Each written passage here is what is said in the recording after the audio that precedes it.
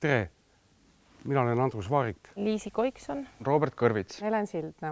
Ivo Linna. Marko. Väino Paski. Perekond Parised. Piret Järvis. Rainer Kattel. Merle Lilje. Evelin ja Priit Võigemast. Kristine Mänd. Henrik Kalmet. David Vsevjov. Liisi Eesmaa. Nurmo Kübar. Anders Härm. Elektra. Tuuli Roosma. Mihkel Raud. Maarja Kangro. Mari-Liis Lill. Kadri Tali. Mati Tõrvik. Märt Avandi. Kristlase ja pereinimesena soovin ma, et kõikidele inimestele antakse võrdsed võimalused ja võrdsed õigused. Ja et maailma parandamine algaks kõigepealt iseendast ja mitte teisi nurka surudes ja alandades. See kooseluseaduse vastuvõtmine ei võta meie perekonnalt kindlasti mitte midagi ära, vaid pigem annab ta juurde õnnelikke, rahulolevaid inimesi, kes on vabad otsustama iseenda elu üle. Nii ongi, armastus päästab maailma. Minu jaoks riik ja rahvus ei ole lihtsalt inimesed. See on pigem ikkagi mingi väärtuskogum. Hoolivus, vabadus, võrdsus, sallivus. Ja niimoodi inimeste liigitamine paremaks, halvemaks, õigemaks, valemaks, see ajab mulle hirmu peale. Eelmisel sajandil viis see minu meelest nii küüditamise kui holokaustini.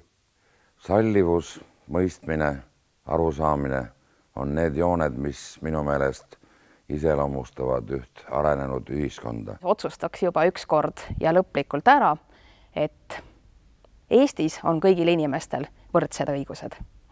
Iga inimene on meie jaoks absoluutselt eksistentsiaalse väärtusega. Ja seetõttu arvan ma, et kooseluseadus tuleb ilmtingimata vastu võtta. Kui kaks inimest on otsustanud vastutuse võtta ja üksteisega perekonna luua, siis riik peaks neile selle võimaluse tagama ja seda väärtustama. See riik ongi päeva lõpuks selline, nagu selle riigi kodanikud on. Eesti on eesrindlik, julge riik, kes saandab teha ka niisuguseid otsuseid, mida võib-olla teised sarnase ajalooga riigid veel ei julge. Inimene on vaba. Nendes tunnetes ja nendes suhetes, mida ta, sidemetes, mida ta loob.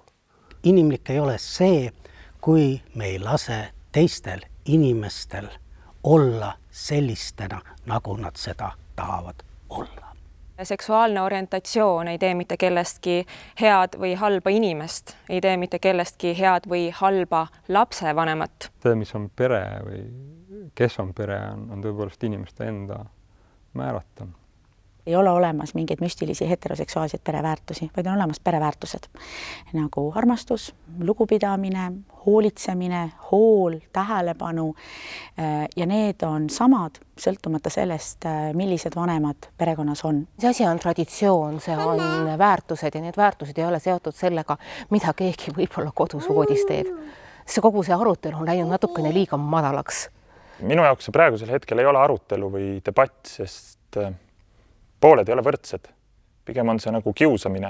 Mul on väga piinlik mõelda, et meil on ikka veel vaja seadusi vastu võtta selleks, et inimesi koheldaks võrdselt. Mind hirmutavad inimesed, kes enda arvates valdavad tõe monopoli. Kes teavad, mis on õige rõõm, mis on õige valu, missugune on õige eestlane. Tegelikult on kõik üsna lihtne. Kui me tahame õiglasemat ja võrdsemat ühiskonda, siis ei saa olla niimoodi, et üks ühiskonnagrupp keelab teisele seda, mida ta ise endale lubab. Ja lõpuks on ju kõigil õigus olla õnnelik. Et miks me siis arvame, et ainult erisoolised paarid võivad olla õnnelikud? Pidades natukene vähem õiguslikuks, vähem põhjendatuks seda, et kaks meest või kaks naist tahavad koos elada, see on ju kõige sulaselgem sallimatus. Ja miks see nii on? Kuidas seda põhjendada? Minu meelest seal põhjendust ei ole. Minu jaoks on küsimus pigem selles, et kas me mängime demokraatlikku riiki või me oleme päriselt demokraatlik riik. Ma tahan, et minu laps oleks õnnelik. Ükskõik, milline on tema elukaaslane. Ja nii on hea, sest inimene ei tohiks liiga kaua üksi olla. Kui sul on kodusse keegi, kelle juurde minna, siis on päevad pikemad ja ilusamad. Kooseluseadus vähendab diskrimineerimist ja võimaldab astuda sammu lähemale õiglasemale, võrdõiguslikumale ühiskonnale.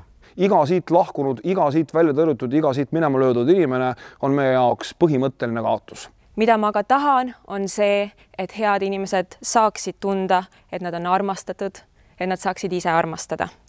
Vaatame tõene näkku, nii on see olnud aegade hämarusest peale ja nii läheb see edasi. Laseme elul kulgeda. Püüa olla tolerantne nendes küsimustes. Ole üle. Ära süvene probleemi ühekülgselt. Mustvalget võib kanda, see on väga šikk, aga mustvalge maailmapilt on minu meelest väga kurb, kus ühed on ühiskonna edasiviijad ja teised on siis selle väljasuretajad, et ma arvan, et see sobib sinna ajastusse, kus televiisor oli mustvalge. Praegu on kõik värviline. Püüdke mõista, mitte hukka mõista. Üllatuge, ärge vihastuge.